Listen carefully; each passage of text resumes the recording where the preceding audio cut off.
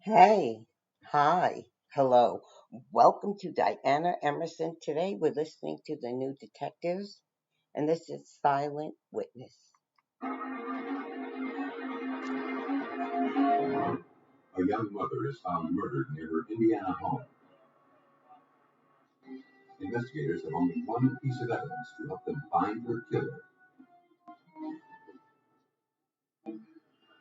When a female body is discovered along the banks of an Alabama river, detectives must rely on a few tiny shreds of evidence to make their case.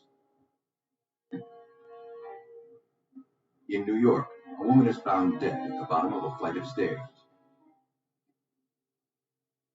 Police must determine if her death is a suicide or murder. When there are no eyewitnesses to a murder, investigators look to the physical evidence to make their case. Forensic examiners seek out that one clue that can break a case wide open. A clue known as the silent witness.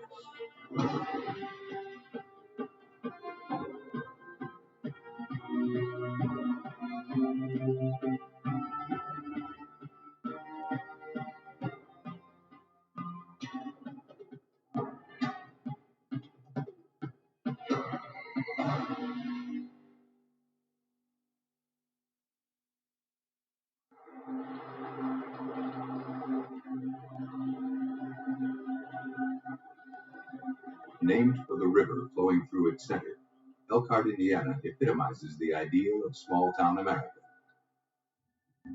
It's a quiet, close-knit community, a place unfamiliar with the problems of violent crime. On March 3, 1992, a concerned father entered the Elkhart Police Department to file a missing persons report. Ruben Hernandez hadn't heard from his daughter in nearly 15 hours. 25-year-old Sandra Hernandez had dropped off her 3-year-old son around 5 p.m. the previous evening. Ruben believed that Sandra had a date that night. After saying her goodbyes, Sandra promised she would be back in a couple of hours to pick him up. Ruben and his wife were always happy to spend time with their only grandson, and they were glad to see that Sandra was starting to enjoy her life again. She had recently ended a turbulent 4-year relationship with her child's possessive father. Ruben explained that when he went to check on Sandra at her apartment, he got no response, though her car was still parked out front. Mr. Hernandez's concerns prompted Elkhart Police Lieutenant Tom Cutler to forego the 24-hour waiting period required before opening a missing persons investigation. He's a fellow who's very concerned about not only his grandchild who he's taken care of, but also his missing daughter. And he knew that she wouldn't take off and leave the child without touching base with him. After distributing Sandra's description to area law enforcement agencies, police quickly contacted her ex-boyfriend. Did you guys argue?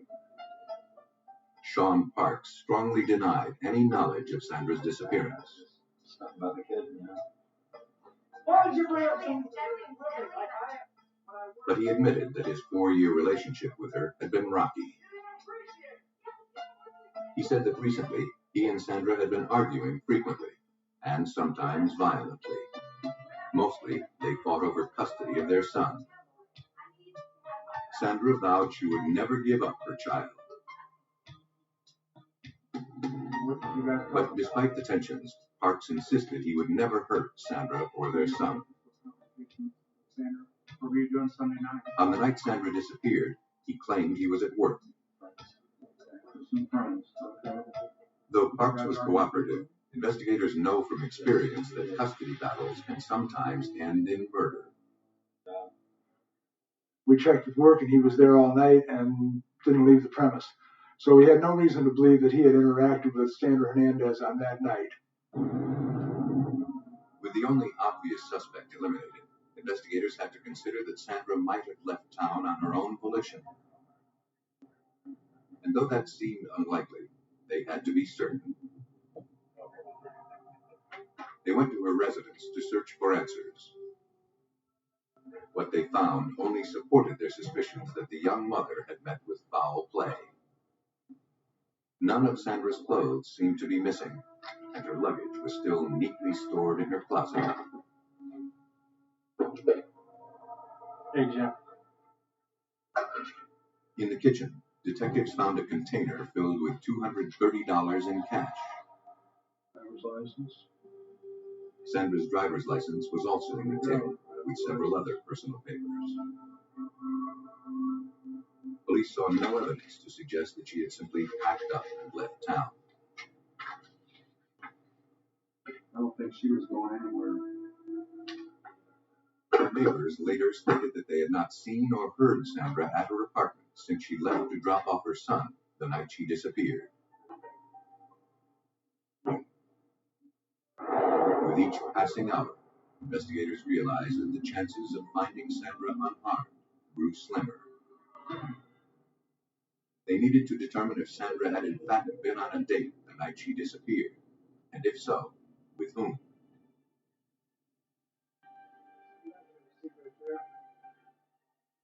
Sandra's friend, who worked with her at a door manufacturing company, came in to answer questions.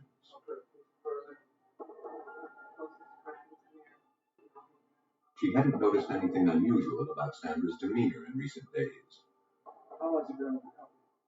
In fact, the night she disappeared, Sandra was excited about a date she was going on with a co-worker. Pushing the issue for quite a while. The man, Ricky Joyner, was a delivery driver at the company and had been friends with Sandra for some time.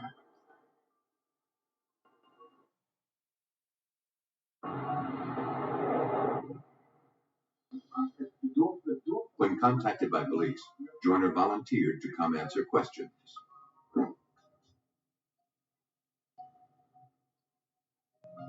Investigators immediately noticed fresh scratches on his face and hands. Joyner claimed a door falling on him at work caused the injuries.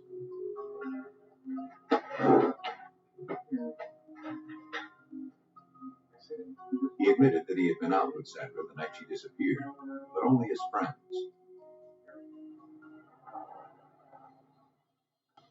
He said he picked her up at 6 p.m. They had dinner and then went to a movie that lasted about 2 hours. He dropped her off around 9:30. Sandra was in a hurry to pick up her son. He watched her get into her car and leave. He hadn't seen or heard from Sandra since.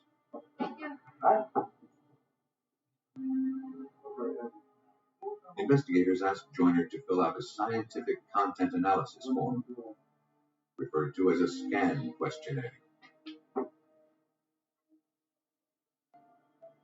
Like a polygraph, the questionnaire allows investigators to analyze a person's written responses for signs of deception or inconsistencies. The SCAN questionnaire is a written form that we give people that ask people pointed questions and ask them to respond in their own writing. So it gives us a way to do an informal interview that sometimes reveals a lot about the information that the person's given. Investigators analyzed Joyner's statements. Using the information to reconstruct Sandra's movements prior to her disappearance, Lieutenant Cutler quickly found a troubling inconsistency. Part of his statement was that he had let her off at the apartment and she'd gotten into her car and left. Well, her car was still there, and the neighbors said no, she didn't. Nobody came there that night. So that leads us to believe that that part of the story was not true.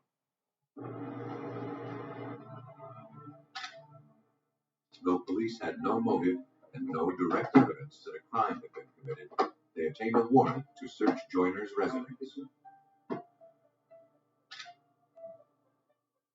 But the search turned up nothing.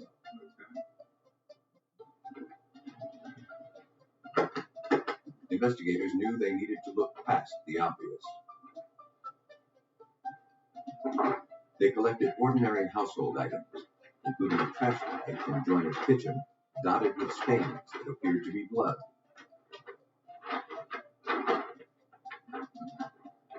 Tests later showed, however, that the substance was not of human origin.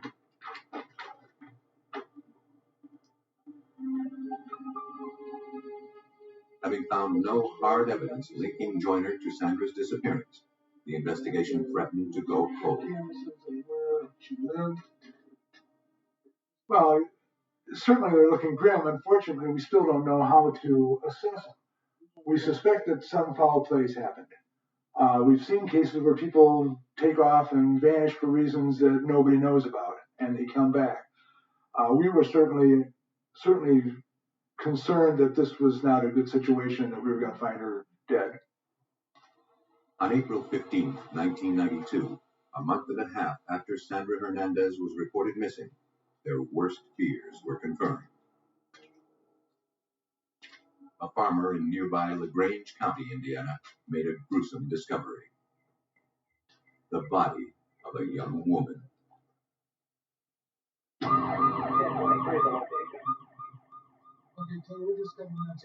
As investigators in Elkhart, Indiana, continued searching for 25-year-old Sandra Hernandez, they received a call from police in nearby LaGrange County. A body matching Sandra's description had been found in an isolated field. A black trash bag covering the victim's head was removed and preserved as evidence.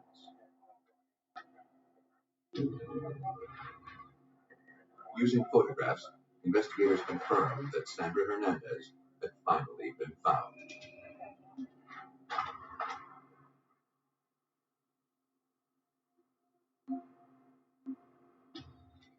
Police began scouring the scene for any useful evidence, but nothing that could help them identify a suspect was found. After an exhaustive search of the area, it appeared that Sandra's killer had been careful not to leave any trace of evidence behind.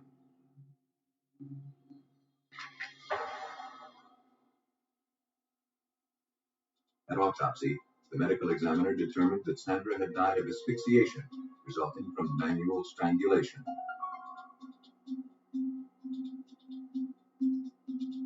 An analysis of the victim's stomach contents indicated that she had been murdered within an hour after eating.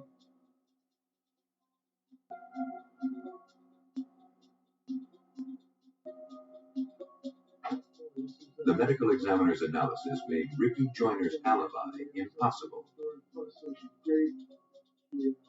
Sandra could not have gone to a 2-hour movie after eating dinner with Joyner, as he had previously claimed. Has anybody been in the house?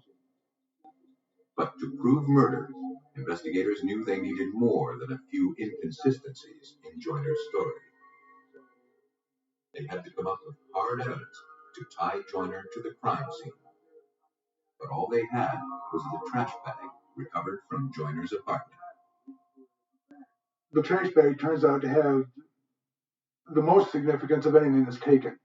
The trash bag that's found on the corpse, when the state police tech decide to look at the evidence, send it to the lab, they talk to our techs, and they decide, hey, we've got this bag from Joyner, the suspect's apartment. Let's send it to the lab with the bag we found on the corpse, just to have them look at it. The bags were sent to forensic examiner John Vanderkolk at the Indiana State Police Crime Lab. Though it seemed like a long shot, Vanderkolk was asked to determine if the bag recovered from the victim and the bag seized from Joyner's apartment could have come from the same piece of plastic. To begin his analysis, Vanderkolk began by looking for repeatable class characteristics. The repeatable class characteristics would be the cutting tool that would use to cut the bags apart, the size and shape of the bag, the general color of the bag, the dimensions of the bag, and any feature of the bag that can be repeated by the manufacturing process. By shining a light through the evidence, Vanderkolk determined that random color variations, microscopic impurities, and stretch marks were consistent between the bags. He continued his analysis by comparing the bags end to end. Vanderkolk found that the unique tool marks made as the bags were separated during manufacturing corresponded between the top of one of the bags and the bottom of the other. He was certain that the two bags had originated from the same piece of plastic, and in fact, they had come from the same roll. I was convinced by the random pigment variation that carried over from one bag to the other, and also the random impurities and the stretch marks generated off the impurities that carried over from one bag to the other directly across the cut separation. The randomness definitely carried over throughout the circumference of the bottom of the bag from Sandra Hernandez's head and the top of the bag that Elkhart Police Department had recovered from Ricky Joyner's house.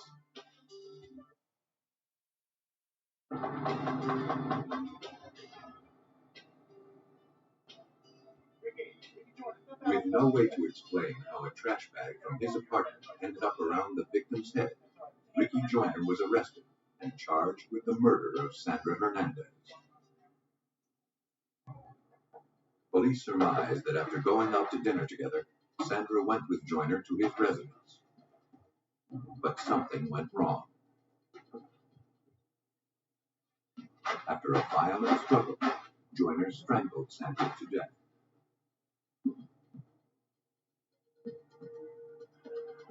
Police theorized that before putting her body into his car, he covered Sandra's head with a trash bag to keep traces of blood from being left behind.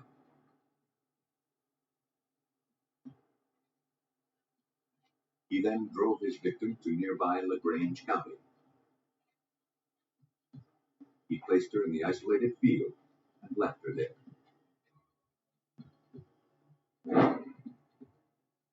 After extensive legal proceedings, a jury found Ricky Joyner guilty of the murder of Sandra Hernandez.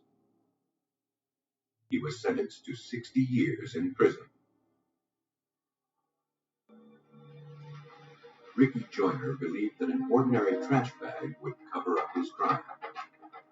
Other killers will go to even greater lengths to conceal their guilt.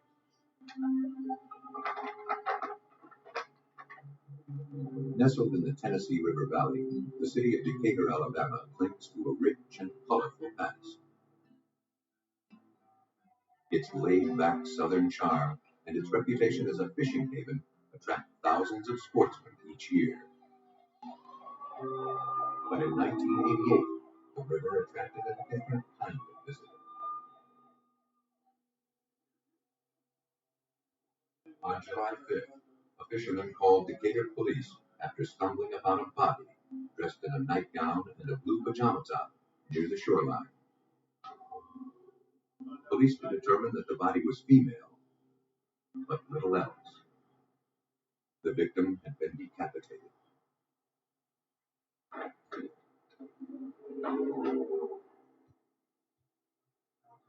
After securing the area, investigators began the task of processing the scene for clues that could tell them who this victim was.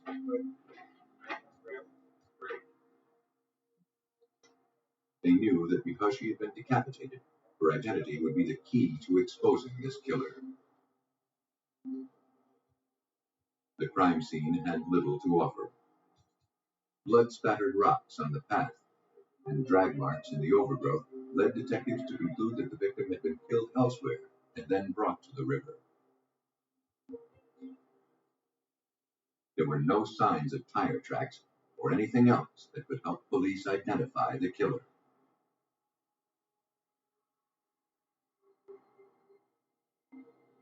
With only the victim's fingerprints to work with, Sergeant John Boyd of the Decatur Police Department began trying to put a name to the Jane Doe.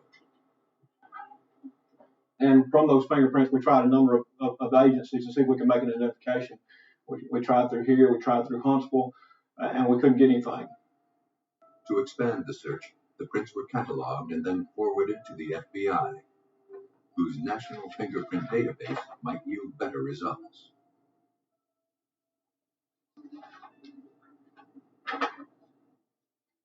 In the meantime, investigators hoped an autopsy could tell them more about how this victim died.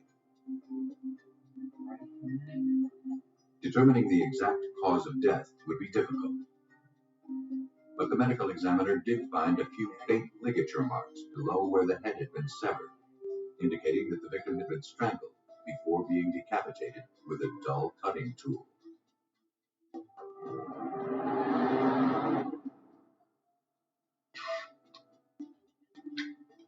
The pajama top and nightgown worn by the victim were collected and forwarded to the Alabama Department of Forensic Sciences. There, trace evidence examiner John Kilbourne began processing the clothes for any potential clues. We use a method that we call taping, where we take cellophane tape and using the sticky or adhesive surface of the tape, we press it down on the clothing, and what this does is collect any particles, hairs, fibers, or other particles from the surface of that clothing. Kilbourne found a substantial number of hairs and assorted red and black synthetic fibers that had clung to the victim's clothing. Having more than 20 years' experience analyzing similar evidence from crime scenes, Kilbourne believed he knew their origin. Some of the fibers were unusual in that the fibers had adhesive on them, some type of glue on the surface.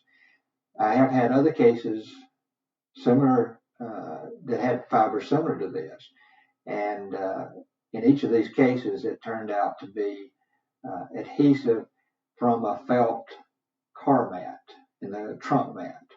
And I felt like in looking at these fibers, we're looking at possibly this victim having been in the trunk of a car. But until examiners had a source of comparison, the value of these items on their own would remain limited. 3 days later, police believed they got their first break. Fishermen reported finding a human head floating near the shoreline.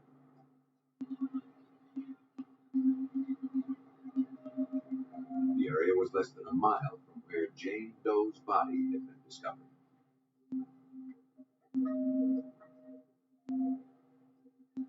It had been decaying, obviously, at least 3 days. It was an overwhelming stench. The head was in a severe state of decomposition. We had extreme difficulty in even picking it up to get it inside the boat. We finally had to get enough plastic bags and bag it up and put it on ice and put it in a styrofoam cooler and put it on ice and carried it down to the forensic lab. But prolonged exposure to the elements made it impossible for examiners to find any identifiable features. Frustrated by the lack of progress, police realized that until they could find a way to identify the decapitated woman, this case would likely remain unsolved.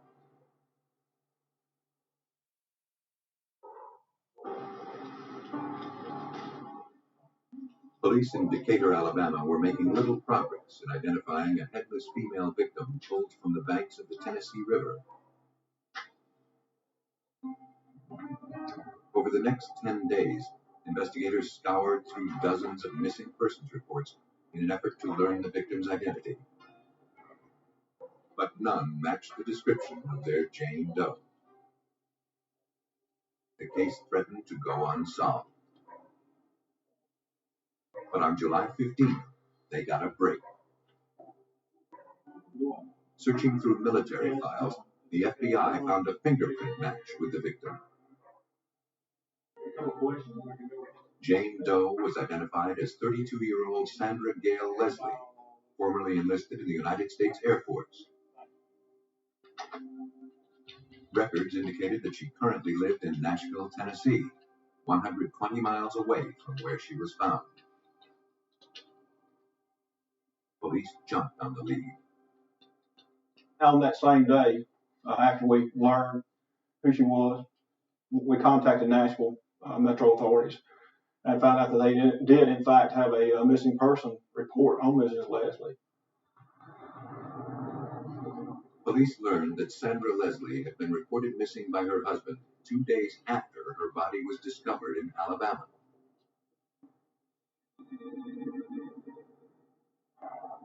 Decatur police traveled to Tennessee and teamed up with Nashville authorities.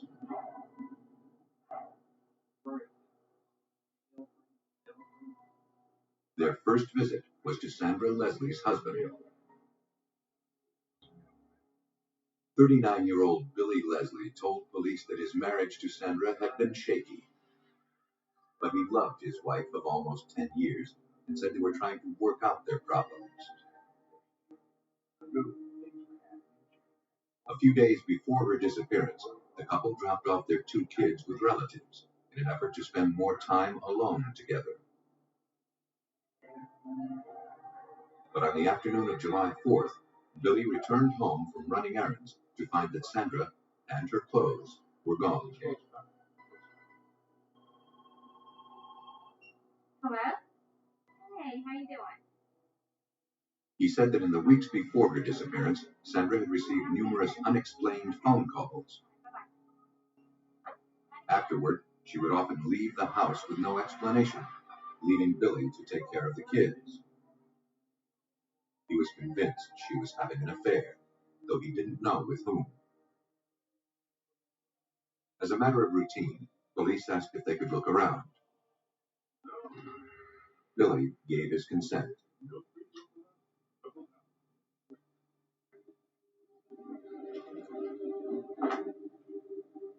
To their surprise, investigators immediately found inconsistencies with his statements. Sergeant Robert Moore of the Nashville Police Department took part in the search. He said she took her clothes with her. The closet was so full of clothes you couldn't put another blouse in it. There was no room for anything else. Dresser drawers, her clothes are gone, but yet every drawer was full. I mean, it just didn't look like somebody had moved out. Though Billy couldn't explain the discrepancy, he insisted that he would never hurt his wife, and he certainly had nothing to do with her murder.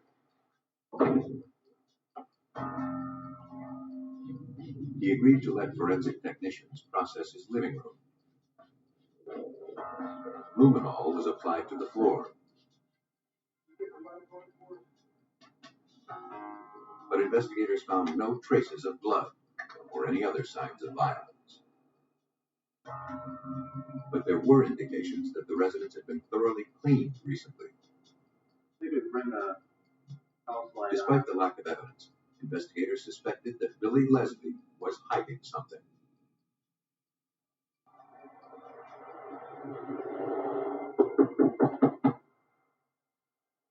Police began interviewing friends and neighbors.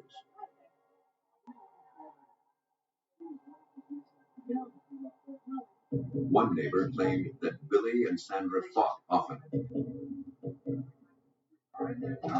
Just a few days before Sandra disappeared, she heard what she described as a knockdown, drag-out fight coming from outside her window. When she looked outside, she saw Billy screaming at Sandra. As the fight escalated, Billy became physically abusive toward his wife. The neighbor didn't recall seeing Sandra after that night. She just assumed Sandra had finally decided to leave Billy.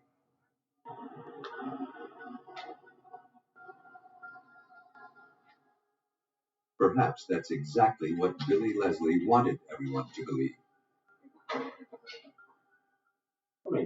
One of Sandra's friends told police that Sandra had recently filed for divorce, and as a result, Billy had become increasingly violent toward her. So much so that just before her death, Sandra decided to change the beneficiary of her life insurance policy. Prior to the change, Billy Leslie stood to gain $150,000 from Sandra's death. She had feared for her life, and she changed the beneficiary of that insurance policy to her brother in California, and specifically asked him to make sure her children were taken care of should anything happen to her. Billy wasn't informed that he was no longer the beneficiary. For investigators, a possible motive for murder was beginning to emerge. Billy Leslie, as far as he knew, had a lot to gain from his wife's death. But so far, their case was only circumstantial.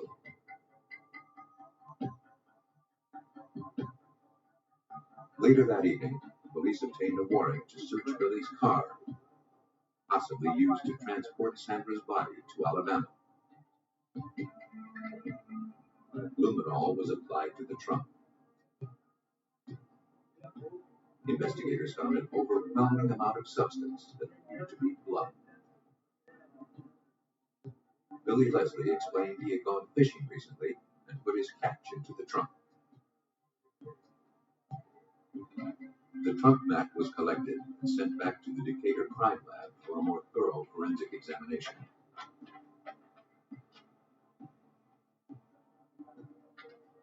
While waiting for the test results, investigators continued to build their case. Hoping to find witnesses that could put Billy near the crime scene, police released details of the murder to the media in Alabama. A few days later, the tactic paid off. A Decatur resident remembered having a conversation with a man at a convenience store a few hours before Sandra's body was discovered. He had asked where to find a good fishing spot. The woman directed him to an area half a mile away. It was the same location where the victim was found. She was shown a photo lineup.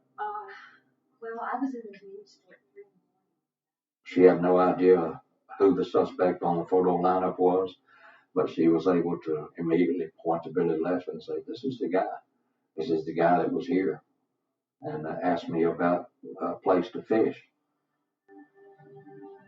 The witness testimony put Billy Leslie just a half a mile away from the crime scene on the day of the murder, and investigators had no doubt that he was responsible for his wife's death. Now, they hoped the crime lab would provide irrefutable proof.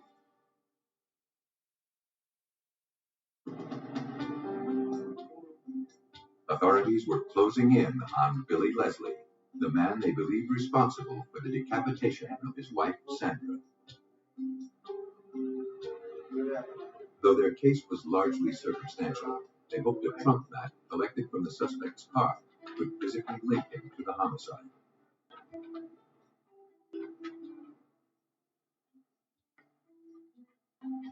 After serological tests determined that the blood found on the trunk mat was not fish blood, as Billy Leslie claimed, Alabama Department of Forensic Sciences trace analyst John Kilbourne began analyzing dozens of hairs and fibers recovered from the mat.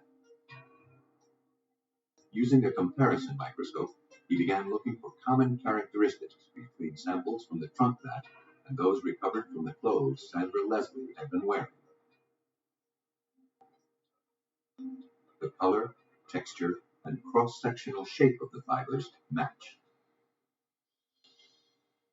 We found a number of fibers from the victim's clothing that were consistent to the some of the known fibers from the trunk mat, as well as some foreign fibers that were in the trunk mat. So we were able to show a link between the fibers and the hairs out of the vehicle to the victim herself.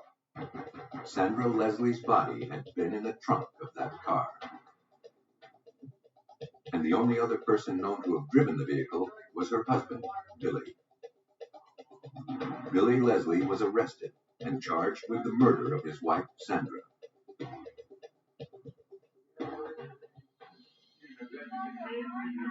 Police theorized that Billy Leslie believed he had much to gain from killing his wife before their divorce was finalized. On July 4th, 1988, after a heated argument, Billy made the decision to kill his wife. After strangling Sandra, he loaded her into the trunk of their car and set out to dispose of the body on the banks of the Tennessee River in Decatur, Alabama.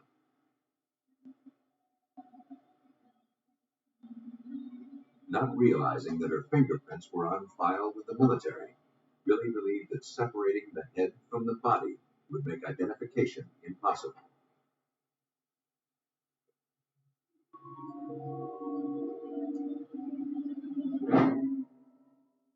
In December of 1989, Billy Wayne Leslie was convicted of first-degree murder and sentenced to life in prison.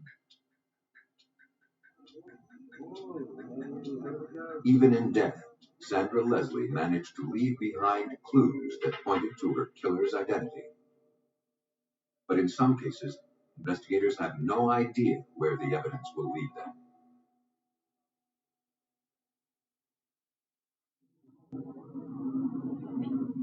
The quiet, middle-class neighborhood of Lake Grove, New York, is a haven of suburban life. The community's illusion of serenity, however, was unable to provide protection from tragedy.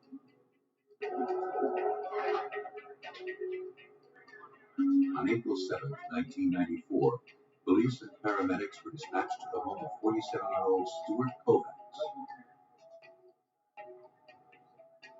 Kovacs said that Irene, his wife of more than 20 years, was inside, dead. He believed she had killed herself by jumping off the second-floor balcony.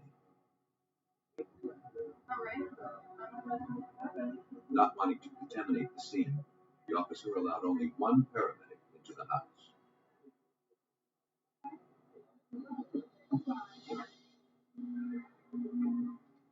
Inside, 45-year-old Irene Kovacs' lifeless body was lying on the floor, covered with a towel.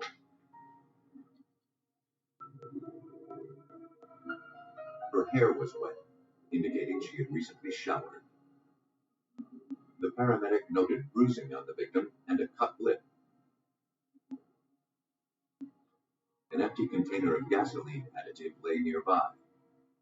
A large quantity of the substance was found pooled in the victim's mouth. It appeared that Irene Kovacs had poisoned herself and then jumped or fell from the second-floor balcony.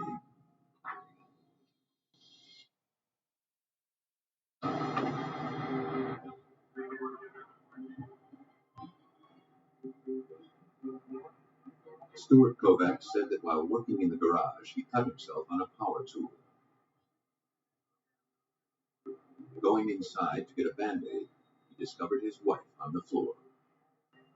Panicked, he called 911, and then went upstairs to the bedroom to get a towel to cover her and to clean up his wound. On the couple's bed, he discovered a suicide note tucked underneath the family Bible.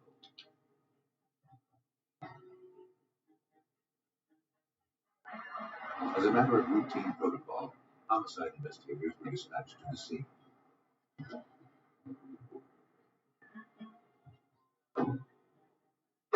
Armed with a video camera, the team made their way into the residence. Almost immediately, they were struck by the victim's appearance. Lieutenant John Girach of the Suffolk County Police Department explains. It's somewhat unusual that a woman would want herself to be discovered not dressed. In and of itself, that is not proof of anything other than suicide, but it is one of the circumstances that we take into account as we investigate. After removing the body, police continued examining the scene. On the second-floor landing, they found a piece of recently dented sheetrock on the wall about ankle height, as though it had recently been kicked in anger, or perhaps a struggle. Unsure of its significance, the area, along with the rest of the scene, was thoroughly photographed. A short while later, after learning of his mother's death, the Kovacs' 19-year-old son came in to speak with detectives. He said that the situation at home had grown tense in recent months. If he had probable cause to think so, His parents' divorce was due to be finalized soon, and his dad had become increasingly abusive, often exploding into a rage over nothing. In one recent incident, Stuart Kovacs returned home early from work and confronted Irene with a note he had found that had been sent to her by a business associate. Though Irene denied any wrongdoing, Stewart accused her of having an affair and began threatening her with violence. Suffolk County Homicide Detective Robert Doyle. The Kovacs children indicated to us that there was a very, very poor relationship at home. That apparently Irene Kovacs was in tremendous fear of Stu Kovacs.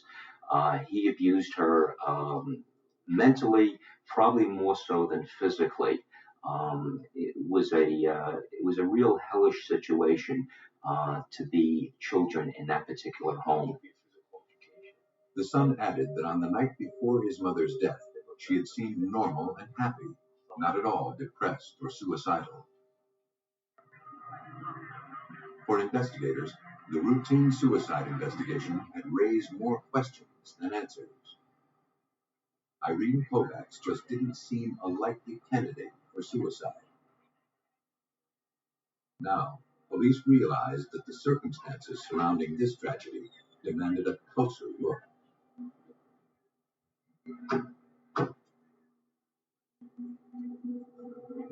Though it appeared that 45-year-old Irene Kovacs had poisoned herself and then jumped off the second-floor balcony of her home, police in Lake Grove, New York, were not convinced. A few hours after her body was discovered, police returned to the residence with a warrant. Now they were searching for evidence that Irene's husband, Stewart Kovacs, had murdered her. Forensic examiner Robert Jenna was asked to assist in the search. The fact that we have somebody claiming that this is a suicide, the husband, and the pieces of the puzzle just don't seem to fit the suicide, you now have to focus strongly on the physical evidence to try to either show that it was in fact a suicide or show that it was in fact something other than a suicide. To disprove the suicide story, police searched for evidence of a violent struggle. And though Kovacs blamed a deep cut to his finger on a power tool accident, police speculated it could also be explained by a blow to a sharp object, like a tooth. But traces of Stewart Kovacs' blood were found exactly where he insisted the accident took place.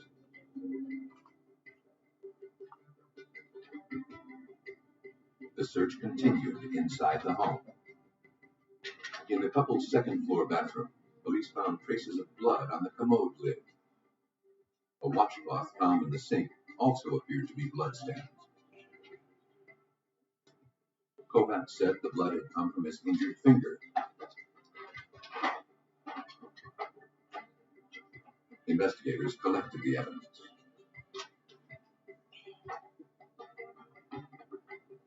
In the bedroom, an officer recovered the suicide note found earlier by Stewart Kovacs.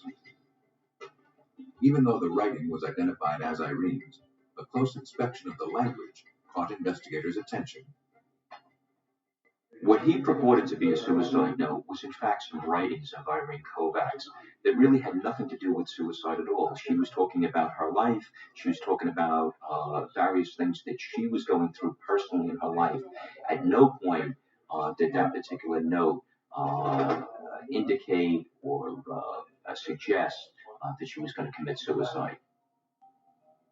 Unsure what to make of the evidence, police hoped Irene herself could give them answers. The medical examiner determined the cause of death was blunt force trauma to Irene's head and chest. But he could not rule out that the injuries occurred as a result of the fall from the second floor.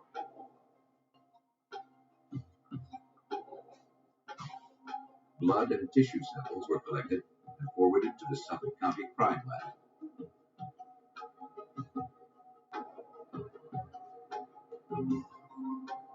There, toxicologists began analyzing the samples for the presence of the alcohol methanol, the main compound used in gasoline additives like the one Irene allegedly swallowed. First, examiners analyzed Irene's blood samples by using a gas chromatograph, an apparatus that separates complex mixtures into individual compounds. The analysis of the blood confirmed that fatal amounts of methanol were present. Toxicologist Ed Briglia of the Suffolk County Crime Lab continued the analysis on the tissue samples. Subsequent to that finding, we analyzed other specimens that we received, primarily gastric contents, intestinal contents, and esophageal contents. Those specimens revealed no methanol to be present, which was totally contrary to the notion that Mrs. Kovacs could have consumed methanol shortly before her death.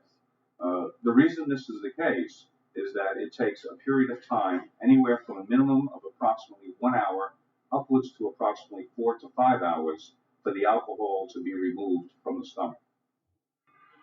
For methanol to be found in the blood, but not in the tissues, told examiners that the gas additive had been absorbed through Irene's skin, not ingested through her mouth. She never swallowed the gas additive. To make sense of the findings, police turned back to forensic examiner Robert Jenna. Using photographs and diagrams from the scene, Jenna found a clue. There were portions of Irene's body lying underneath the second-floor landing. It was unlikely that she came to rest in that position after falling over the railing. And Stuart Kovacs claimed he never touched Irene's body. And there was something else. One of the photographs revealed that the gas additive stains on the floor formed an outline of Irene's body. In order to get this type of pattern, the victim would have to have been lying down in this position when the material was deposited on her, as opposed to her falling from the top landing, already having the material in her system. So it was consistent with her being in this position, lying on her back, the liquid deposited on her face and body, causing this outline that led us to believe that this particular case was not a suicide, but a homicide. The outline, coupled with the toxicologist's findings, the evidence showed that the gas additive had been poured into Irene's mouth while she was already dead or dying on the floor. To make their case, police still needed proof of a struggle. Examiners performed DNA tests on the various blood samples collected from the couple's bathroom, believed to have been left by Stuart's cut finger. But the analysis disproved Stuart Kovacs' story. All of the blood found in the bathroom had come from Irene. That proved that she had been bleeding prior to the fall from the balcony. For investigators, it was proof that Irene Kovacs had not taken her own life, but that Stuart Kovacs had taken it from her. With a warrant in hand, police quickly tracked down Stuart Kovacs as he returned home from work. He was taken into custody and booked for murder. Investigators believe that after beating Irene as she got out of the shower, Stuart Kovacs forced her over the balcony. After pouring the gas additive into her mouth to make her death look like a suicide, he smeared blood from a cut sustained during the assault on the power tool in the garage.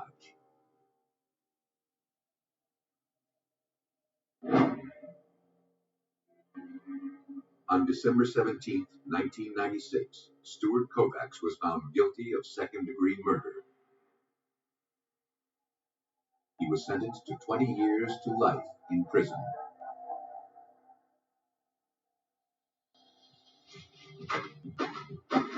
Some killers will stop at nothing to conceal their crimes. When there are no human observers to a murder, investigators must look for a different kind of witness to reveal a killer's identity. They turn to the crime lab, where forensic examiners can uncover the truth by turning the smallest clue into a silent witness.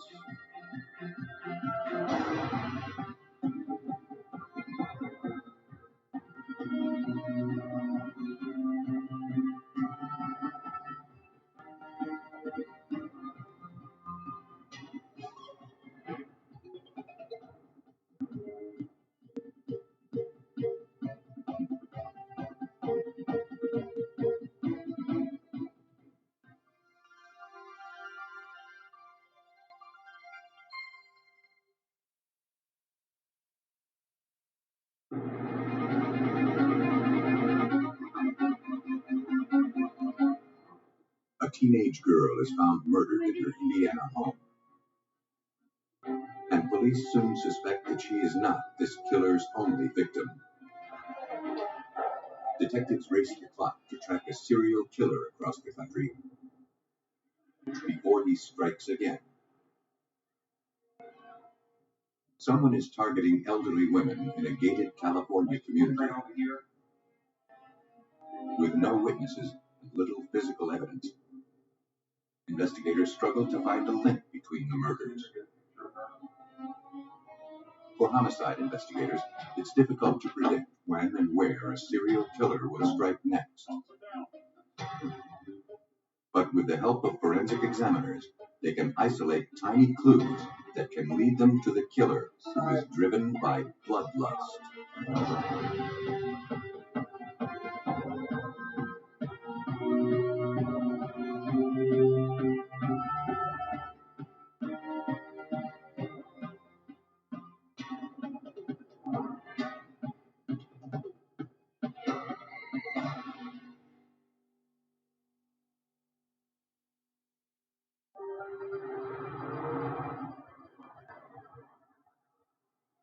In this episode, some of the names have been changed.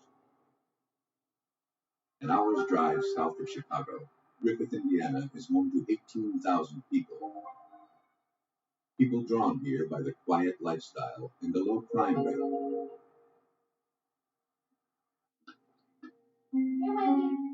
Around 7 p.m. on October 13, 1987, 15-year-old Christine Gallagher returned home from school. What happened at the swim meet today? She called out to her older sister, Wendy, but there was no response. Hey, Wendy. Though Mrs. Gallagher was still at work, Wendy should have been home from school hours ago. Christine checked the bedroom. Oh, Wendy. There, she found 16-year-old Wendy's lifeless body on the floor. Griffith police and crime scene units were immediately dispatched to the Gallagher apartment. The distraught teenager was taken to a squad car as police made their way into the residence.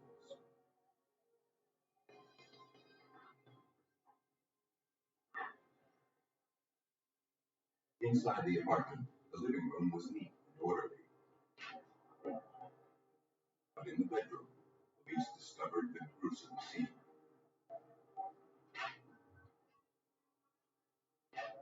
The semi-nude victim had been gagged, her hands tied behind her back with a bedsheet.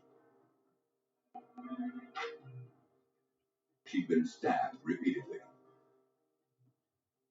It appeared that she had been sexually assaulted, but no biological evidence was recovered. For Lieutenant John Mowry of the Griffith Police Department, the scene was difficult to comprehend. When I walked into that apartment and saw the victim, Wendy Gallagher, and saw the savage manner in which she had been killed, I've never seen anything like that. I was on the department 17 years prior to that, have investigated other homicides. I've never seen anything that even comes descriptively close to the way that scene was. Investigators began to methodically process the scene.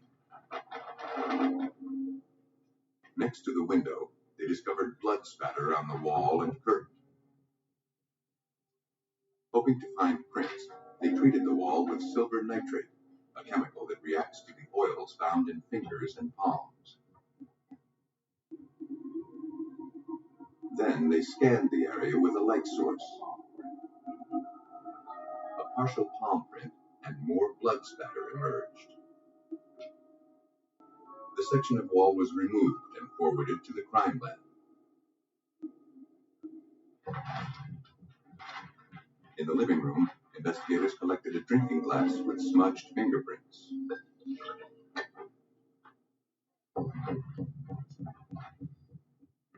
They also found a denim jacket hanging on the back of a chair. Searching the pockets, they found a driver's license. It belonged to a teenage boy with a local address.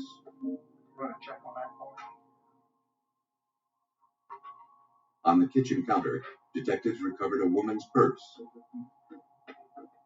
There was no identification inside.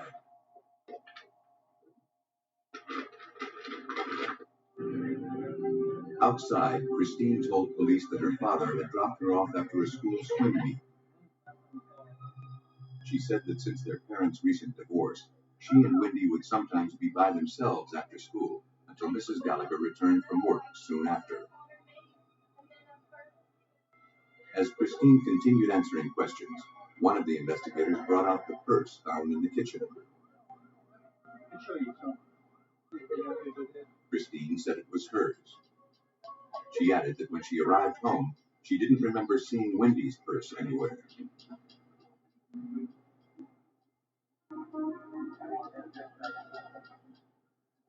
Then, Mrs. Gallagher returned from work and learned about the murder.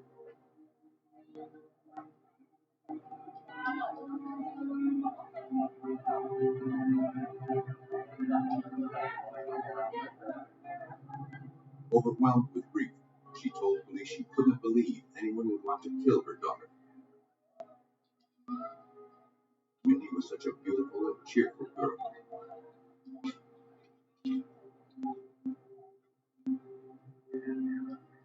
When shown the ID from the denim jacket, the Gallaghers recognized the boy immediately. He was Wendy's boyfriend.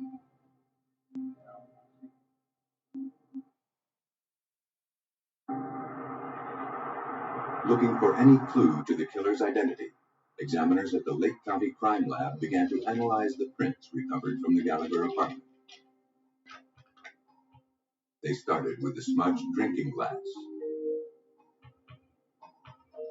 When dusted with black powder, two distinct sets of fingerprints were revealed.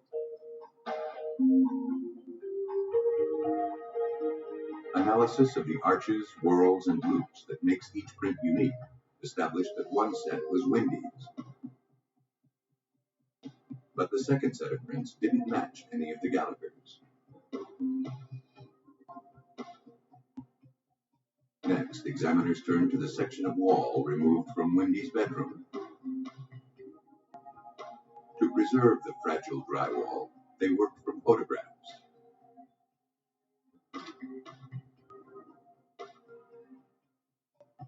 Again, the partial palm print didn't match samples taken from any of the Gallaghers. Its position on the drywall in relation to the blood found around the window led evidence technician Ronald Latch to conclude that whoever left it had been startled. He put one hand on the wall and looked out the curtain because you could see blood on the edge of the curtain and on the wall, and looking out to see if somebody was coming. Maybe he heard a voice or a car door slam. But the concern must have been short-lived.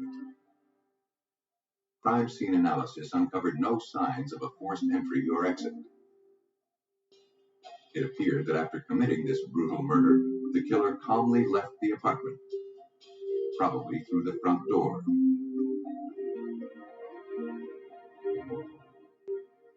Convinced that the unidentified prints were the key to revealing the killer's identity, investigators ran them through AFIS, a computer database that holds millions of fingerprint records.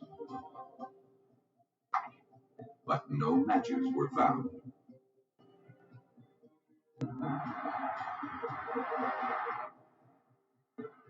Detectives turned to Wendy's boyfriend for answers. They wanted to know why his jacket and ID were found in the Gallagher's apartment.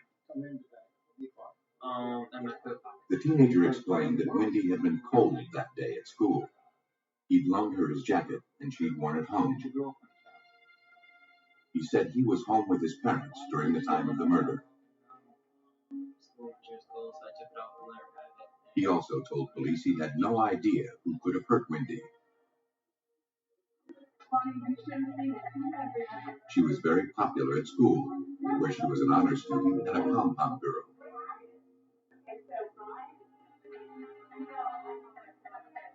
He said Wendy was a lot of fun to be with, and he couldn't believe she was gone.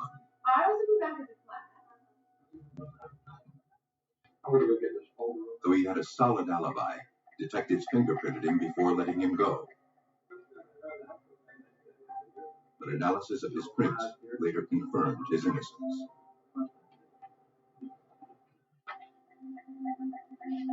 Police spent the next several days interviewing dozens of Wendy's friends and neighbors. Over 50 potential suspects were developed, but fingerprint analysis eliminated all of them. According to Detective Carl Grimmer, tensions in the small town grew as the investigation hit a dead end. Within the community of Griffith, after this occurred, there was a lot of fear. We didn't know who we were looking for. We didn't know if we were looking for somebody that lived in our town, somebody in a neighboring town, or if it could have been a drifter. But a week after the murder, police got a solid lead. A woman in Chicago had found Wendy's missing purse. I understand you found a purse that we were been looking for. The purse somehow ended up in my purse. She explained that her own purse had been snatched during an assault. When it was later recovered from a dumpster and returned, she opened it and found Wendy Gallagher's purse and ID stuffed inside. Then she'd heard about the murder in Griffith. Down an alley, and this car pulls up. The woman said that as she left work through the back door, a man with brown hair and a mustache jumped out of a blue car. He grabbed her and threatened her with a knife. As they struggled, a delivery truck pulled up. The assailant grabbed her purse and fled. But he had left behind valuable evidence. A witness who could identify him and a physical link to Wendy's murder. I can recall he had, I guess, brown hair. Police quickly released a composite sketch of the suspect, along with a description of his blue car. Over the next several weeks, they received many leads as a result, but none of them panned out. Despite the lack of progress, investigators refused to give up. Everybody who had walked into that crime scene that night and saw Wendy, that's all the incentive you needed to keep going, to find out who had done that to her. Griffith detectives had a composite sketch and fingerprints that could prove murder. But until they could identify their suspect, that evidence was meaningless. And all indications suggested that Wendy Gallagher was not going to be this killer's last victim.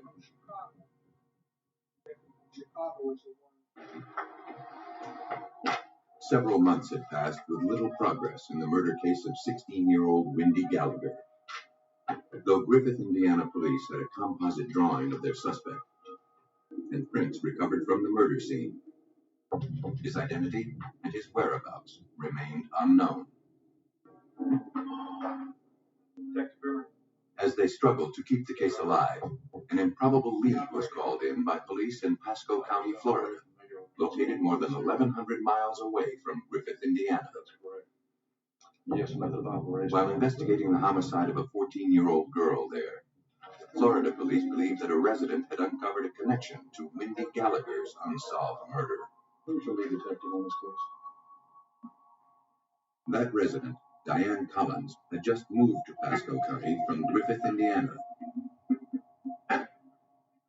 As details of the Florida murder were made public, Diane immediately noticed similarities to the homicide in Griffith. The frighteningly familiar details compelled her to contact the police.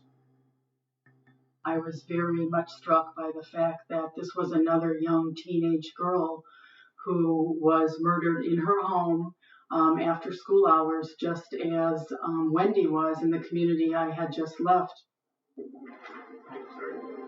Griffith police were skeptical that such a tenuous lead could impact their case, but they had little else to go on. They asked Pasco County investigators to forward the case files.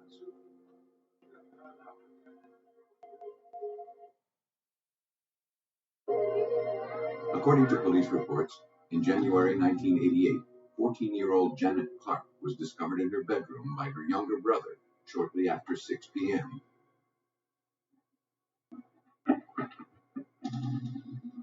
He and Mr. Clark had just returned home from running an errand.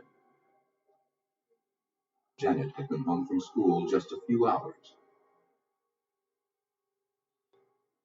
When police arrived, they found Janet's partially clad body gagged and bound, her hands tied together with a bed sheet. She'd been viciously knifed and raped. No prints had been found at the scene. And while DNA evidence was recovered during autopsy, investigators had no suspect to link it to.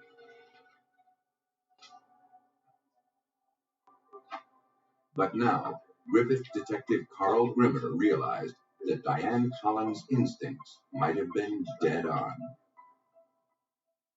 We thought it was a long shot that the two cases could be connected. But when we sat and studied the photos, studied the crime scenes, we became stronger and stronger in our belief that they probably were connected. It's just, you had to see it to see the similarities. It's almost like there was a signature. Believing they were now searching for the same killer, the two departments began exchanging information. Pasco County, Florida police intensified their investigation. One of the Clark's neighbors recalled a man in the neighborhood around the time of Janet's murder. She had never seen him before. She described the man to a police sketch artist as being in his late 20s, with dark hair and a mustache. She believed that he was driving a late-model red Corvette with Missouri license plates. Though the description of the vehicle was different, Griffith police couldn't ignore the striking similarities to their suspect. For Detective Mowry, there was little doubt that a serial killer was on the loose. Time definitely was our enemy. We knew from what we had seen thus far how savage this person was. So we were virtually racing against a clock. We wanted to apprehend him as quickly as we could to prevent him from hurting anybody else. But police knew that tracking a multi-state killer would be difficult. Until he struck again, all they could do was wait. And they feared this killer wouldn't make them wait very long.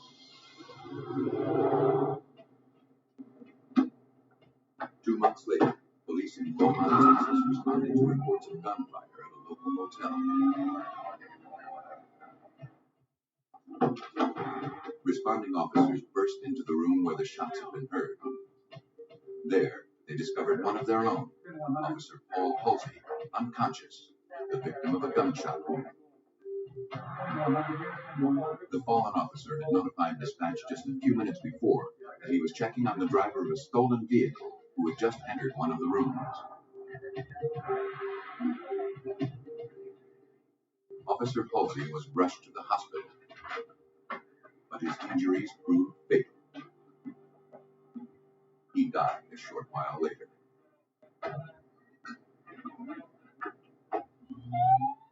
A witness at the motel stated that he heard gunfire and looked out his window.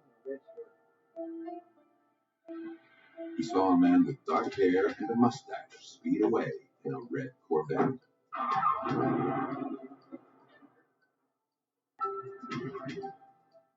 An all-points bulletin was issued for the red sports car.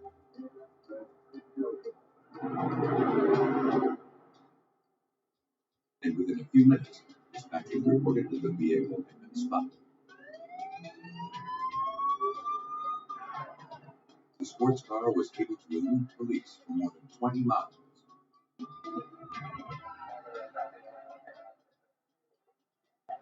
But the driver suddenly lost control, and the car swerved off the road. He fled into a wooded area on foot and disappeared. Texas authorities began preparing their manhunt for a suspected cop killer. While police in Indiana and Florida struggled to track down a serial killer who preyed upon young girls, police 2,000 miles away in Beaumont, Texas, were on the trail of a suspected cop killer. Though the suspect had managed to escape, police had his abandoned red Corvette. How you doing? All right. Inside, they recovered a blood-stained .357 Magnum that had been recently fired.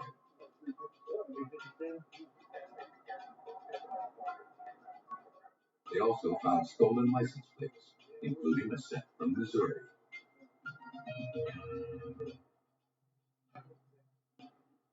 Now their focus was on finding the driver. Detective Ray Beck of the Beaumont Police Department organized the manhunt. The word was out. So we had officers coming in from everywhere, just volunteering their time, their effort. So manpower was unbelievable. Through witnesses, police learned that the suspect had jumped into a taxi and was headed toward Houston.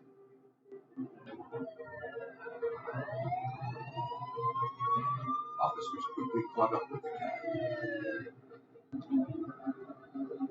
Taxi driver, get out of the car! Let's be fast, get your hands up! The man believed responsible for the murder of Officer Halsey was taken into custody. Get out of the car. Turn around. The suspect, identified as 28-year-old Michael Lee Lockhart, was questioned at the Beaumont police station. He immediately confessed to shooting Officer Halsey, but offered no explanation. It seemed too easy.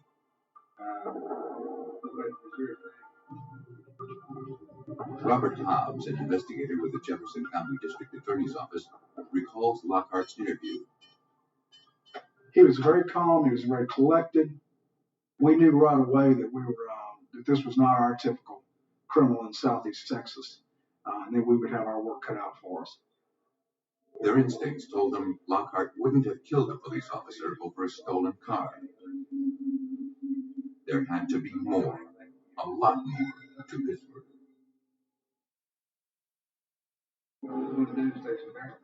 Investigators fingerprinted Lockhart and collected hair samples. He was held without bond on capital murder charges. Ballistics results, bolstered by Lockhart's confessions, gave Beaumont detectives an airtight case. But Lockhart's quick confession still seemed too calculated, as if he might be trying to head off further investigation. Evidence recovered from Lockhart's motel room indicated he'd been on the move for months. Police had recovered several hotel and restaurant receipts from throughout the Midwest. But what was he running from? Hoping to find out, Detective Ray Beck wrote an article profiling Lockhart and details of Officer Halsey's murder for a national law enforcement magazine. The tactic paid off. A detective working the Janet Clark murder in Pasco County, Florida, read the article on Lockhart and Officer Halsey's murder. He then called the Beaumont Police Department. Detective Beck quickly understood why. One of the missing links to their case was the fact that their red Corvette had Missouri license plates. And that was one of the pieces of evidence that we had here was Missouri license plates that we found in the Corvette. Detective Beck next learned about the connection to Wendy Gallagher's murder. Investigators working that case in Griffith, Indiana, were immediately notified. They requested that Lockhart's prints be forwarded to the Lake County Crime Lab. Hoping they had the evidence they needed to prove murder, examiners went to work, comparing Lockhart's fingerprints to those recovered from the Wendy Gallagher crime scene. After scrutinizing and comparing both sets of prints, examiner Ronald Latch was certain that Wendy's killer had been found. The fingerprints we found at the scene put Michael Lee Lockhart in that apartment and the palm prints put them right next to the body of the victim, where there was blood and on the curtain in the wall. Nearly 8 months after Wendy Gallagher was found murdered in her home, investigators finally had the evidence they needed to charge Michael Lee Lockhart with her murder. I felt a great sense of relief because I knew that he couldn't commit any more crimes. And I also felt happy that we would be able to contribute and help bring some semblance of closure to the Gallagher family. On June 30th, 1988, DNA analysis confirmed that Lockhart had murdered and sexually assaulted Janet Clark in Florida. Working together, 3 police agencies had tied 3 seemingly unrelated murders to one predator.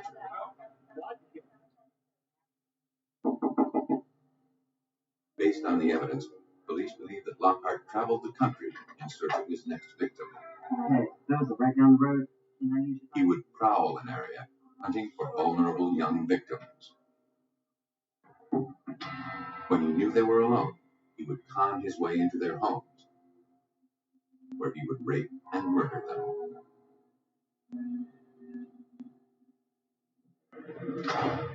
Michael Lee Lockhart stood trial for murder in all 3 states.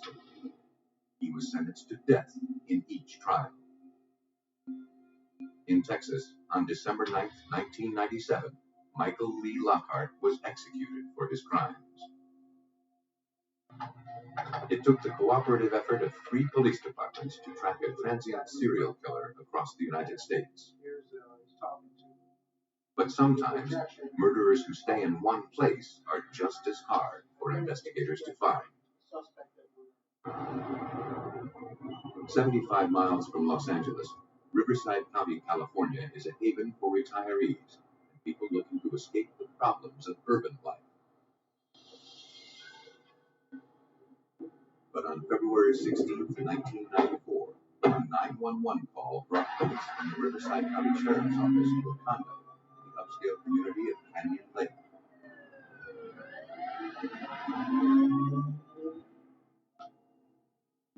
There, investigators found the body of 86-year-old Norma Davis slumped in an easy chair. A phone cord was wrapped around her throat, and knives protruded from her chest and neck. Investigators began searching the scene, looking for anything that could tell them who had murdered Norma Davis and why. Robbery appeared to be an unlikely motive. The victim still wore an expensive ring on her finger. A few desk drawers were open, but there were no signs of ransacking. Forensic technicians processed the body, looking for any stray hairs or fibers that the killer may have left behind.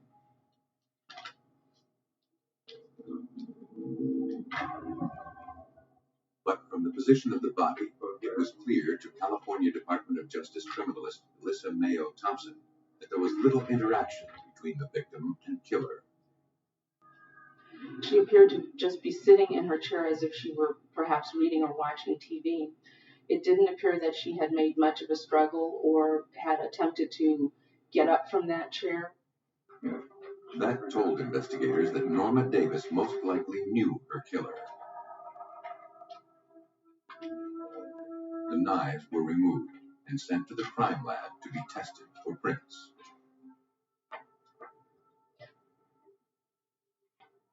A search of the condo confirmed that robbery was not a motive. On the kitchen floor, investigators found Norma's purse, still containing credit cards and cash.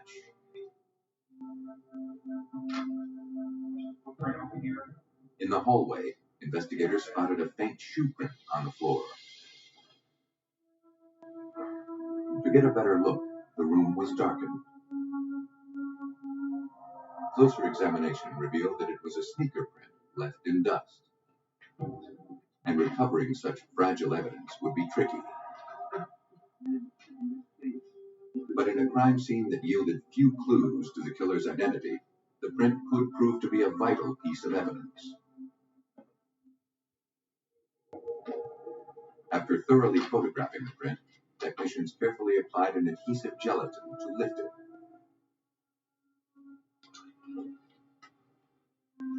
But the minute details of the print didn't survive the lift.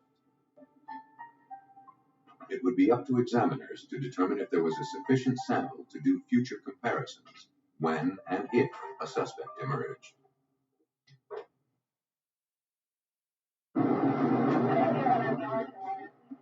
Outside, detectives talked to Alice Williams, who had found the victim. She stated that she had come over to pick up Norma for their weekly hair appointment. She let herself in when Norma didn't respond to her calls. That's when she discovered the body. She couldn't understand how such a thing could have happened in Canyon Lake. It was a gated community with round-the-clock security. Norma's ex-daughter-in-law, Mary Pierce, had also arrived at the scene. She, too, lived in Canyon Lake.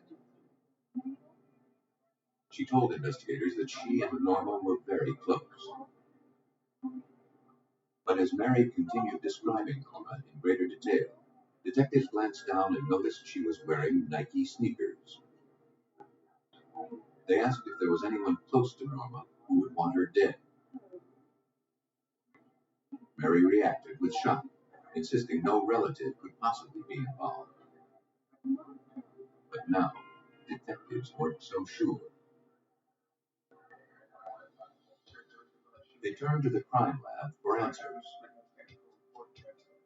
But criminalists at the California Department of Justice Forensic Lab determined that all of the evidence recovered from the condo had been wiped clean of prints. They hoped the recovered shoe print could lead them to Norma's killer. For Ricky Eldon Cooksey, a criminalist with the Department of Justice Crime Lab in Riverside, shoe print evidence can carry investigators a long way.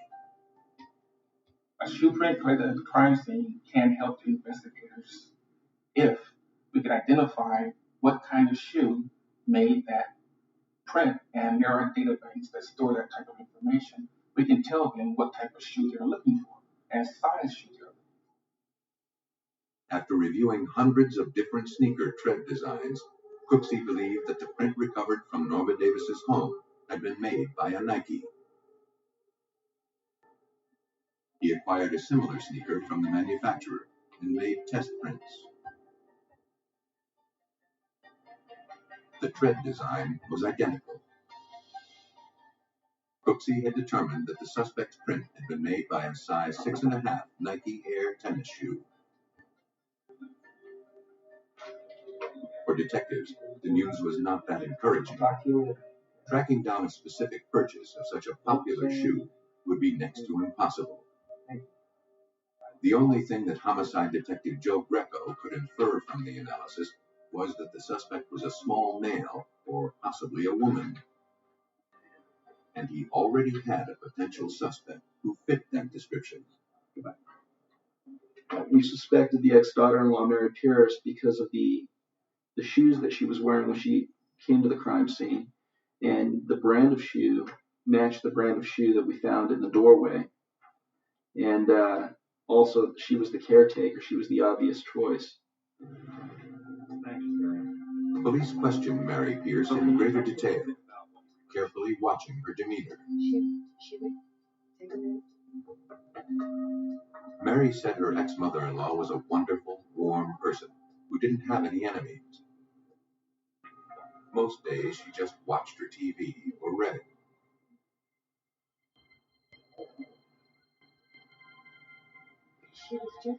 After answering dozens of questions, it became clear to investigators that Mary was not involved in Norma's murder. Her cooperation and her grief were sincere. I appreciate your time. Detectives reviewed dozens of statements given by Norma's family, friends, and neighbors, but no one had any useful information. The case quickly threatened to go cold. With no suspects and no solid leads, it looked like Norma Davis's murder might never be solved.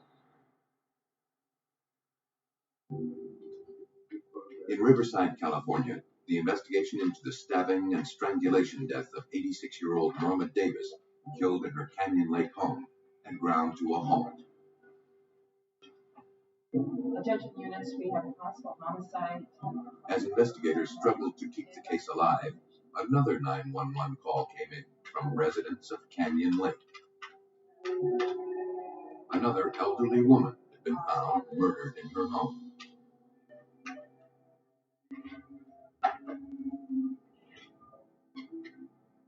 There, police discovered 66-year-old June Roberts, dead on her office floor. And for everyone in the room, this crime scene looked disturbingly familiar. Though June Roberts had not been stabbed, she still wore an expensive ring and had a phone cord wrapped around her neck. Credit cards were scattered around her purse, but nothing appeared to be missing.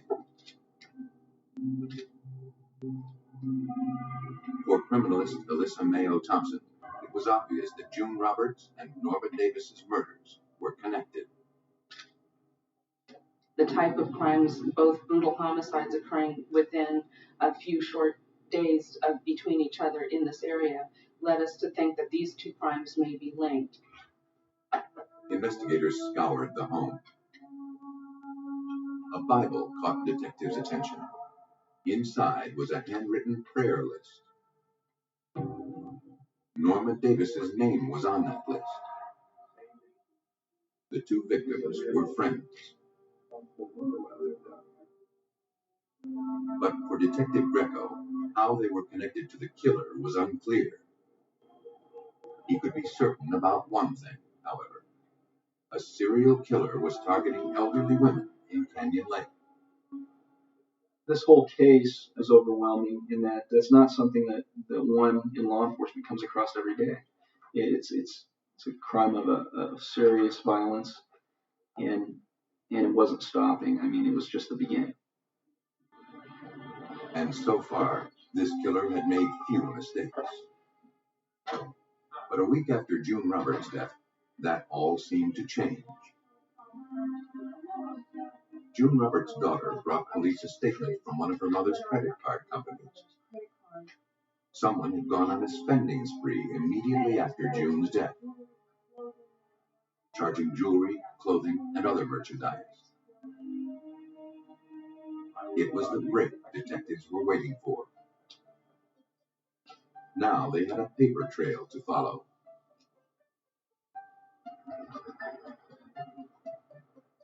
They started at a jewelry store, where the first purchase with the murdered victim's card had been made.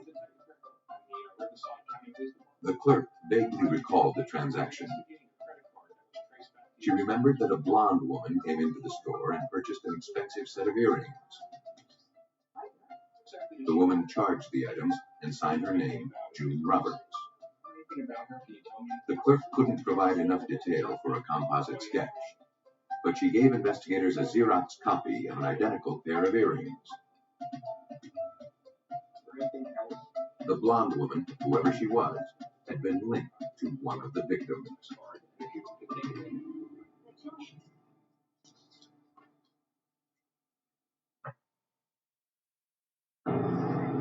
The next purchase on June Roberts' credit card came from a hair salon.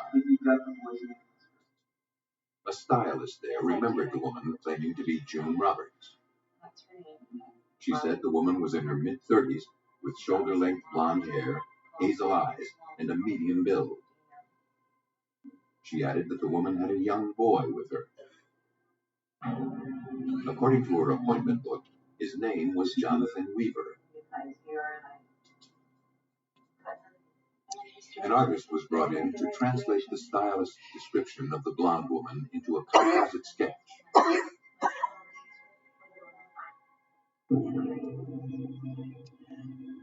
Gradually, a face took shape. But police still didn't know how this woman fit into the murder. and they had no way to put a name to her face. Pursuing their only lead, investigators began searching for the young boy, Jonathan Weaver, who had been at the hair salon with the blonde woman.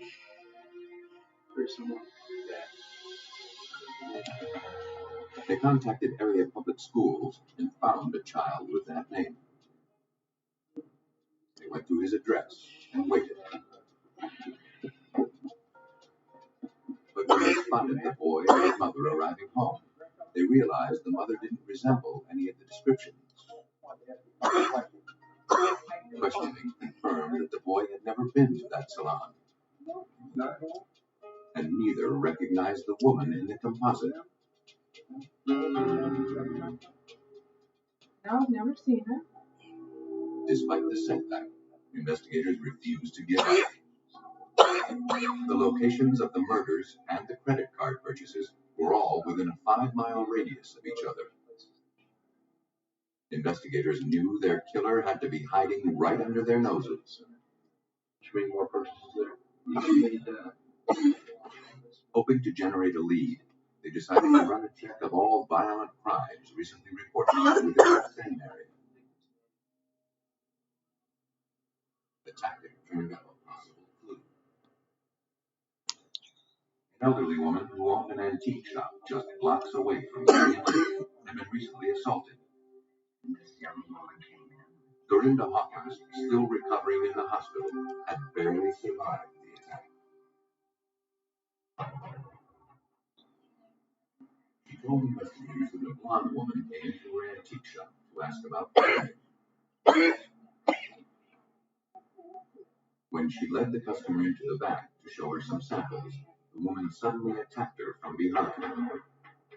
Dorinda felt a rope tightening around her neck. She told detectives that she then began begging for her life. You know, you can have whatever you want, take whatever you want. I have 8 children, let me live. And the suspect told her, I'm not doing this for the money. Dorinda had been left for dead, but she managed to regain consciousness. When she came to, her red coiled key band that held the keys to the cash register was missing from her wrist. And the money from the register was also gone. When shown the composite, she positively identified the blonde as her assailant. It was now apparent to investigators that the suspect was not simply an accessory to the other crimes. She was the serial killer. And the rarest type of all, a woman. Yeah. Investigators raced to put a name with the face on the composite sketch.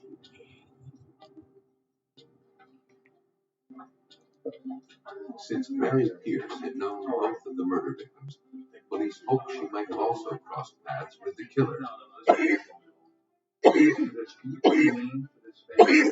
When shown the sketch, Mary said that the face kind of resembled her stepdaughter, Dana Sue Gray.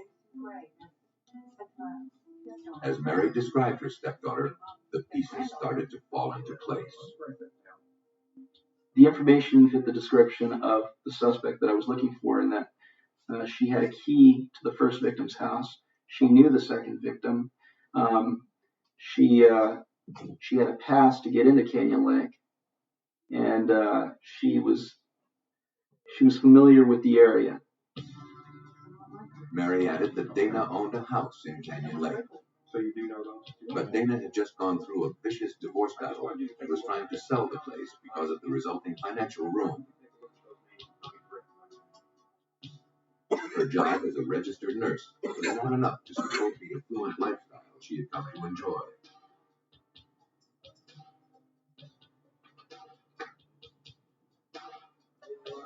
The positive identification of the sketch and the information provided by Mary Pierce led detectives to obtain a warrant to search Dana Sue Gray's property. But that would take time. And given the suspect's propensity for violence, they didn't want to give her a chance to kill again. Undercover officers immediately put her under surveillance. Riverside County investigators continued looking into Dana Sue Gray's background. They learned that she was currently dating a man who had a young child named Jonathan Weaver, the same name as the child who had been at the hair salon. But this Jonathan Weaver was enrolled in private school. Previously, detectives had only searched public schools.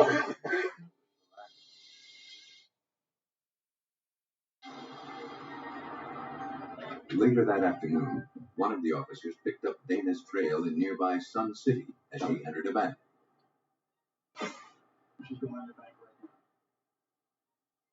When she left a few minutes later, Dana was seen stuffing a large amount of cash into her purse. A few hours later, Riverside police had obtained their search warrant. Detective Greco briefed the team on the items of evidence they were looking for once they made their way inside the suspect's house. We had receipts from the different locations that the purchases were made for these various items, so they knew exactly what they were looking for. Also, I had directed the searchers to collect all of the shoes within the residence because of the first victim, the shoe print in the first victim's case. In the early evening hours of March 16, 1994, Riverside County investigators took suspected serial killer Dana Sue Gray into custody. She was taken to the Riverside police station for questioning.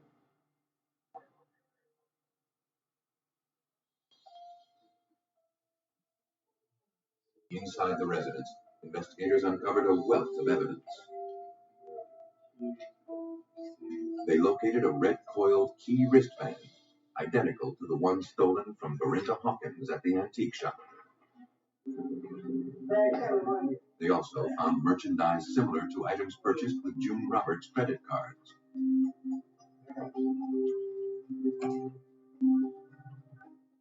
Inside Dana's purse, police made an ominous discovery.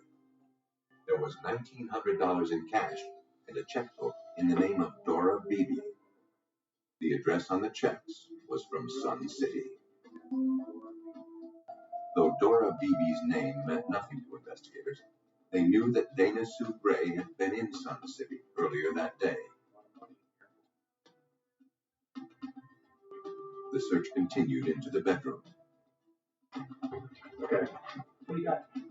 There, evidence technicians found a pair of Nike sneakers. The evidence was sent to the crime lab. Hey, you understand why you're here, don't you? At the police station, Dana Sue Gray appeared calm and unaffected. She denied killing or assaulting anyone. She admitted using credit cards belonging to June and another woman, whose name she couldn't remember, but claimed she had found them lying next to a dumpster. You know what? Can I see those earrings? Investigators collected Dana's earrings, which appeared to be the ones purchased on June Roberts' credit card. These look very familiar. As the detective left the interview to process the earrings, another investigator was waiting to speak to him outside. There had been another murder. The MO was identical to the Norma Davis and June Roberts homicides. The latest victim had been killed earlier that day in her home, which was located in Sun City.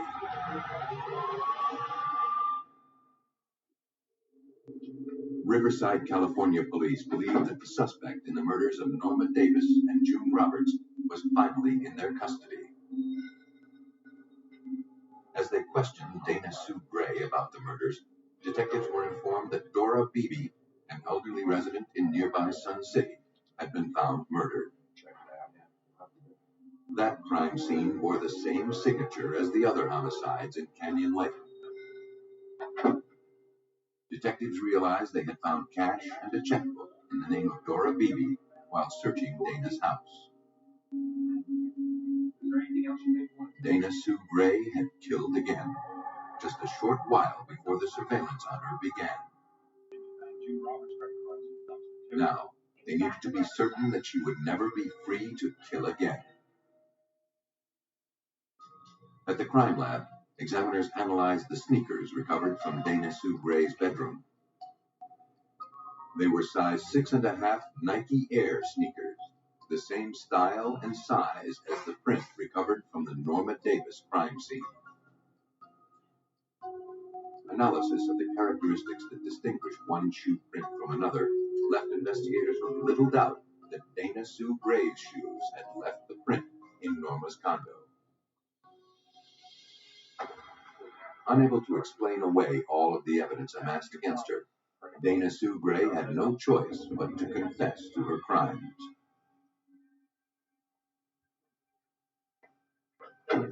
Riverside County investigators believe that Dana Sue Gray was driven over the edge by her financial misfortunes that resulted from her divorce. Angry and envious, she chose affluent victims, sometimes strangers, but mostly friends and relatives, as targets for murder.